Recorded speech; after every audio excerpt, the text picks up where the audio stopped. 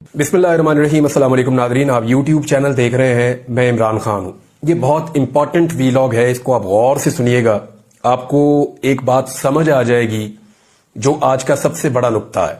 PGISPR ने एक press conference की, उसका जो नुक्ता सबसे ज्यादा डिस्कस हुआ वो ये था कि इमरान खान सच्चे दिल से माफी मांगे और आइंदा इस तरह की सियासत करने से तौबा करें, या वो माफी मांग ले। इमरान खान साहब, माफी की एक डिमांड है जो बड़े लंबे अरसे से चल रही है। पहले ये पैगाम मुख्तलिफ सहाफ़ियों के जरिए से आता था, फिर ये पैगाम हमें खबरों की सूरत में मिलता था, फिर ये मुख्तलिफ सियासतदानों के मुंह से मिलना शुरू हुआ, और अब DGISPR के मुंह से हमने सुना कि इमरान खान साहब यानी वो माफी मांगे और माफी मांग के जो है मामला फिर आगे बढ़ सकता है। बज़ाहिर ऐसा दिखाई दे रहा है। सबसे बड़ा सवाल यह है कि क्या इमरान खान साहब माफी मांगेंगे? तो मैं पहले कुछ चीजें क्लियर कर दूं, खासतौर पर पाकिस्तान तहरीक इंसाफ के लोगों के लिए, कि बाद में कोई फड्डा ना डाल दे। इसको गौर से सुने और समझें कि एक्चुअली मैं क्या कह रहा हूं। क्या इमरान खान माफी मांगेगा, या इमरान खान को माफी मांगनी चाहिए, या इमरान खान माफी मांगने के लिए राजी हो जाएंगे? इसके लिए पहले आप एक चीज फर्ज कर लें, या आप अपने दिमाग में ये बिठा लेंगे इमरान खान ने इक्तदार नहीं लेना, उनकी सियासत में दिलचस्पी नहीं है, और वो उन्हें कुछ भी नहीं चाहिए। फर्ज करें वो निजाम से कुछ भी नहीं चाहते, सारी चीजें, सारी सियासत, फायदा नुकसान सियासी, वो सारा एक जगह पे आप अलग रखते हैं। सिर्फ आप इमरान खान की शख्सियत को स्टडी करें, जिसको आप साइकोलॉजिकल एनालिसिस कहते हैं। आप ये देखें कि उनकी ज़हनी कैफियत है क्या, या एक्चुअली इमरान खान क्या है। अगर आपने इमरान खान को समझ लिया तो आपको यह समझ भी आ जाएगी कि यह शख्स माफी मांगेगा या नहीं मांगेगा। मैं आपको फिर कह रहा हूं कि एक लम्हे के लिए अपने दिमाग में आप ये रखिए, कम से कम इस वीलॉग को सुनते हुए, कि इमरान खान कोई लीडर नहीं है। आप अपने दिमाग में ये रख लें मिसाल के तौर पर, और अपने दिमाग में आप ये भी रख लें कि इमरान खान जो है वो कोई ना वो लीडर है मिसाल के तौर पे, ना इमरान खान साहब जो है वो उनको दोबारा इक्तदार में आना है, ना वो मुल्क और कौम के लिए कोई चीजें अभी सोच रहे हैं। आप फिलहाल अपने दिमाग में ये रख लें। अब सिर्फ आप ये देखें कि एक्चुअली इमरान खान है क्या, वो बने कैसे, उनके पास क्या स्टेटस है, और वो माफी मांगेंगे या नहीं मांगेंगे। आपको समझना बहुत आसान हो जाएगा। ये जो बड़े बड़े स्टेक्स है ना, मुल्क, हुब्बुल वतनी, पाकिस्तान के लिए सोच, पाकिस्तान की आवाम का दर्द, ये बहुत बड़ी बड़ी चीजें हैं। ये बड़ी चीजें जब हम साथ जोड़ देते हैं ना तो चीजें और कम्प्लेक्स हो जाती हैं। आप इनको साइड पे रख लें। अब आप आ जाए सिर्फ इमरान खान। अगर इमरान खान जाती तौर पे एक आप ये कहें कि इन सारी चीजों से मुबर्रा भी हो जाए, इनसे बाहर भी निकल जाए, तो एक्चुअली इमरान खान क्या है, आप इसको समझिए कि वो क्या है जिससे माफी का तकाजा किया जा रहा है। पहले तो आप ये देखें कि माफी क्यों कहा जा रहा है कि माफी मांगे। यानी इमरान खान गिरफ्तार है, जिन लोगों ने 9 मई के जिनके ऊपर इल्जाम हैं उनमें बेशतर लोग गिरफ्तार हैं, या वो मुकदमात का सामना कर रहे हैं, अदालतों में पेश हो रहे हैं। कुछ लोग मिलिट्री की कस्टडी में भी हैं, मिलिट्री कोर्ट्स के अंदर भी केसेस चलते रहे हैं। ये सारे मामला अदालत में पेंडिंग है। फिर इमरान खान से क्यों कहा जाए कि वो माफी मांगे? फिर तो इंसाफ होना चाहिए ना। उसूली बात यह है कि बंदे अंदर हैं या बाहर हैं, सारे केसेस का सामना कर रहे हैं, तो फिर तो इंसाफ होना चाहिए, फिर तो माफी का तकाजा होना ही नहीं चाहिए। यानी ये जो माफी का तकाजा है, इससे एक चीज तो समझ आती है कि सिस्टम इस चीज को समझ गया है कि इमरान खान इररेलेवेंट नहीं है। कम से कम इमरान खान और उसकी पॉलिटिकल पार्टी पाकिस्तान के नुक्ता नजर से इतने रेलिवेंट जरूर है कि इनके बगैर काम आगे नहीं बढ़ेगा, लिहाजा इनका वापस आना भी जरूरी है। अब इनके वापस आने के लिए गुंजाइश क्या निकाली जाए, तो उसमें एक माफी का एलिमेंट है कि जनाब माफी मांग ले। ये गुंजाइश निकल जाती है तो इमरान खान साहब सिस्टम के अंदर वापस आ जाए, ताकि सिस्टम भी अपना काम करता रहे। यानी माफी की तभी आएगी ना चीज। इमरान खान ने तो नहीं कहा कि मैं माफी मांगना चाहता हूं, या उनकी तरफ से कोई डील की ख्वाहिश भी नहीं आई, उन्होंने अपने मुंह से कहा भी नहीं। वो तो कह रहे हैं कि बातचीत तो मैं कर सकता हूं, डील मैं नहीं करूंगा, अपने मौकिफ से नहीं हटूंगा। ये उनका मौकिफ है। अब ये माफी वाली बात आती कहां से? यानी जितने सहाफी एस्टेब्लिशमेंट के करीब है, या हुकूमत के करीब है, या रियासती बयानिए को बताते हैं, या सिस्टम के अंदर रह के काम कर रहे हैं, वो सहाफी बार बार ये नुक्ता नजर लेकर आते हैं माफी वाला। तो इसका मतलब है कि माफी का एक तकाजा किया जा रहा है कि इमरान खान माफी मांग ले, और ये वो गुंजाइश है जो इमरान खान के लिए निकाली जा रही है, क्योंकि ऐसा लगता है कि सिस्टम ये बात समझ गया है कि इमरान खान के बगैर सिस्टम का चलना और आगे बढ़ना पाकिस्तान में मुश्किल है। लिहाजा ये इररेलेवेंट नहीं है, स्टिल रेलिवेंट है, तो इसको वापस आना पड़ेगा या लाना पड़ेगा। तो उसके लिए कोई गुंजाइश निकाली जाए। तो आज तो ये बात आ रही है माफी, हो सकता है मुस्तकबिल में कुछ और हो। یا ہو سکتا ہے پاکستان کے حالات کچھ ایسے ہوں یہ معافی عمران خان کو مانگنی نہ پڑے.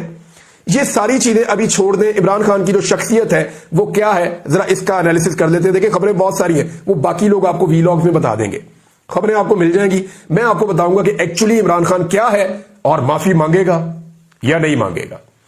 سسٹم چاہ رہا ہے کہ عمران خان معافی مانگے, کیونکہ سسٹم چاہ رہا ہے کہ عمران خان سسٹم میں واپس آئے. معافی مانگے گا تو واپس آئے گا نا. عمران خان نے تو کوئی اس پہ بات ہی نہیں کی, سسٹم یہ بات کر رہا ہے کہ معافی مانگے اور سسٹم میں واپس آئے. اس کا مطلب ہے کہ عمران خان ارریلیونٹ نہیں ہوا ابھی تک. 22 سال اس آدمی نے سیاست کے اتار چڑھاؤ دیکھے. جیل میں گیا, مار بھی کھائی, مفرور بھی رہا, کبھی ادھر بھاگتا رہا کبھی ادھر بھاگتا رہا, پورے پاکستان کے لگاتار دورے کرتا رہا. بڑی بڑی یونیورسٹیز کا یہ شخص چانسلر بھی رہا ہے. یہ صرف کمنٹری کرتا تو دنیا بھر سے پیسہ کما لیتا. سب سے زیادہ ڈیمانڈ اس آدمی کی ہے آج بھی. کوئی ورلڈ کپ آپ کروا لیں اور وہاں پہ آپ بولی کروا لیں کہ سب سے مہنگا کمنٹریٹر کون ہوگا, تو عمران خان سے مہنگا کوئی نہیں ہو سکتا. یہ سب جانتے ہیں. جو سٹیٹس اس کا ہے وہ کسی کو نہیں ملا کرکٹ کی دنیا میں. تو یعنی انڈیا میں عمران خان صاحب کی اتنی فالوئنگ ہے کہ اس دور میں یعنی بہت سارے لوگ یہ بتاتے ہیں کہ کپل دیو سے زیادہ انڈیا میں عمران خان مقبول تھا. آسٹریلیا میں ان کے کرکٹر سے زیادہ اور انگلینڈ میں ان کے کرکٹر سے زیادہ عمران خان کی مقبولیت تھی. یہ اتنا تگڑا آدمی تھا اپنی فیلڈ کا.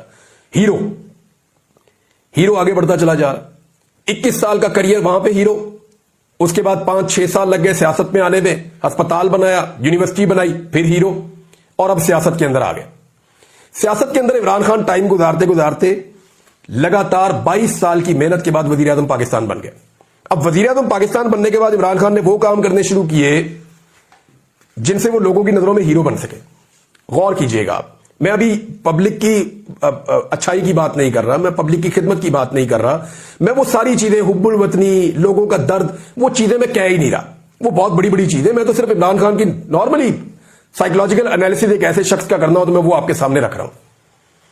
اب 2018 میں وزیر اعظم پاکستان بننے کے بعد جن کاموں پہ مجھے اچانک لگا نا یہ ہٹ کے ہے تھوڑا, غریبوں کے لیے پناہ گاہیں بنا دی, بہت ساری جگہوں پہ لوگوں کو مفت کھانا کھلانا شروع کر دیا, لنگر کھانے شروع کر دیے.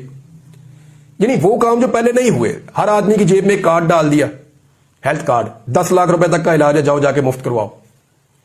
تو وہ کام کر رہا تھا جو پاکستان میں پہلے کسی نے نہیں کیے تھے. ہیرو بن رہا تھا. Hero absolutely not. کیا تھا یہ؟ اس کے اندر کا ہیرو ہے کہ میں کر سکتا ہوں, میں کر لوں گا. یہ اس کے اندر کا ہیرو ہے. اس کو کانفیڈنس ہی بہت تھا, اتنے لمبے عرصے سے چلا آ رہا ہے. اب لگ بھگ اس کو 50 سال ہونے والے ہیں, لگ بھگ 50 سال ہو گئے, وہ کنٹینیوسلی ہیرو چل رہا ہے. ایک آدمی قوم کا ہیرو. لوگ بھول جاتے ہیں, میں سیریسلی آپ کو کہہ رہا ہوں. آپ مجھے 1990 کے بعد والے جو پلیئر ہیں سب کے نام آپ مجھے نہیں بتا سکتے. بڑے بڑے اچھے پلیئر ہیں, بڑے بڑے تیز بالر آئے, بڑے بڑے زبردست لوگ آئے پاکستان کی کرکٹ میں, بھول گئے لوگ انہیں. لیکن عمران خان نے ہر دور میں کچھ نہ کچھ ایسا کیا کہ لوگ اسے یاد رکھیں اور اس کو اپنا ہیرو مانے. پھر اس کے بعد دنیا اس طرح کی نہیں ہوگی جو اس سے پہلے تھی.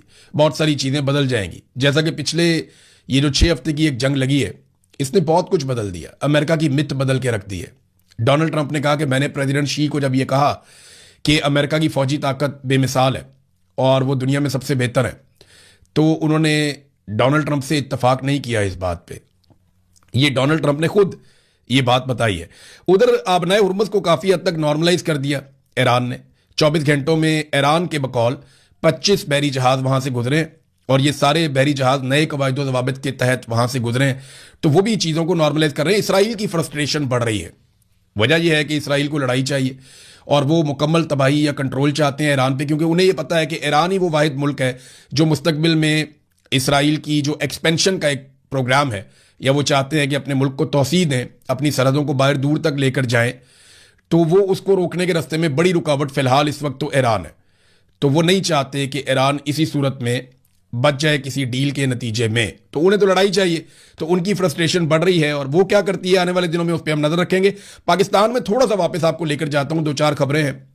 ایک تو یہ ہے کہ ہری پور میں احتجاج کرنے والے خواجہ سراؤں پر پولیس نے تشدد کیا. حکومت نے پابندی لگا دی ان کے ناچنے پہ.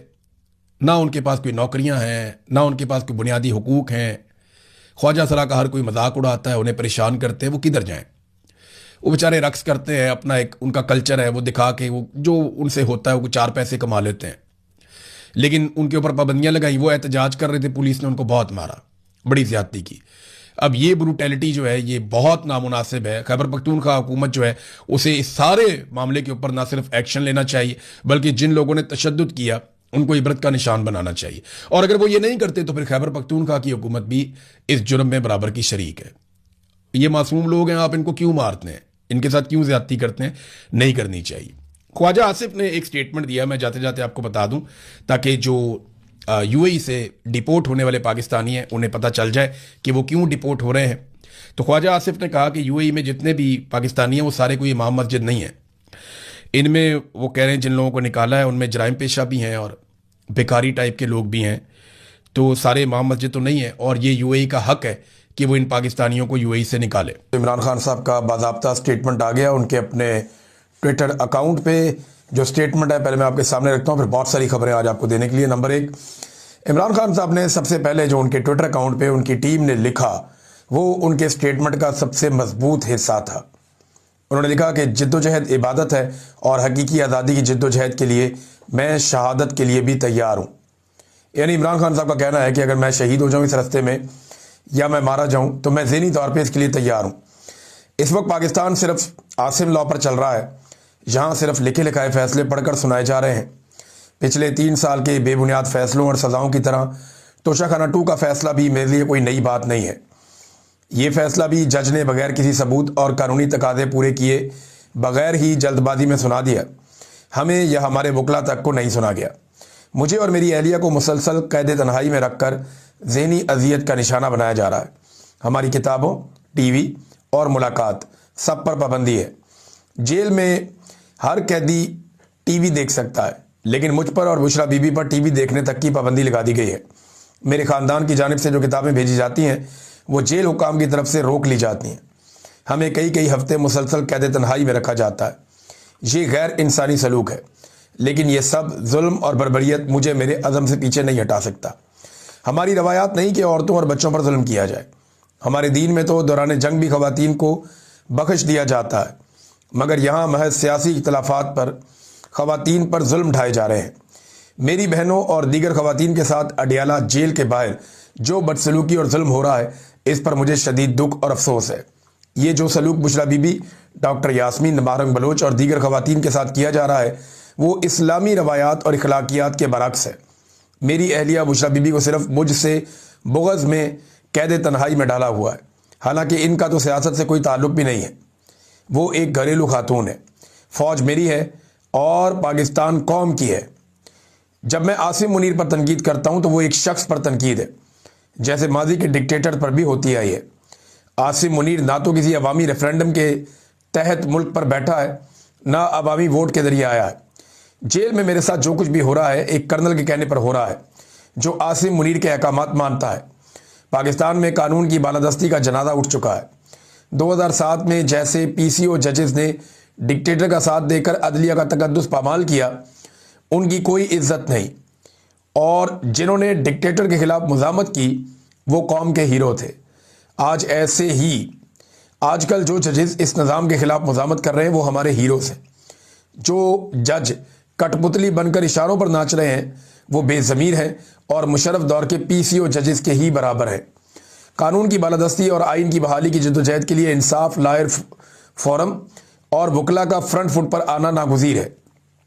انصاف کا نظام ہی عوام کو تحفظ دے سکتا ہے. اس کے علاوہ نہ کوئی معاشی ترقی ممکن ہے نہ ہی اخلاقی. مجھے سلمان صفدر اور ان کی ٹیم پر اعتماد ہے اور میں نے انہیں ہدایت کی ہے کہ بوگس فیصلوں کے خلاف اسلام آباد ہائی کورٹ میں اپیل کریں. سہیل افریدی کو پیغام دیتا ہوں کہ اسٹریٹ موومنٹ کی تیاری پکڑیں. پوری قوم کو اپنے حقوق کے لیے اٹھنا ہوگا. جدوجہد عبادت ہے اور میں پاکستان کی حقیقی آزادی کی جدوجہد کے لیے شہادت کے لیے بھی تیار ہوں. یہ عمران خان صاحب کا سٹیٹمنٹ 20 دسمبر 2025. عمران خان صاحب نے بڑا زوردار سٹیٹمنٹ دیا ہے اور وہ تو یا تو آزادی یا پھر موت, وہ اس موقع پہ کھڑے ہیں. لیکن ان کی پارٹی کی طرف جب ہم دیکھتے ہیں تو تھوڑی ہمیں ایک کنفیوژن دکھائی دیتی ہے.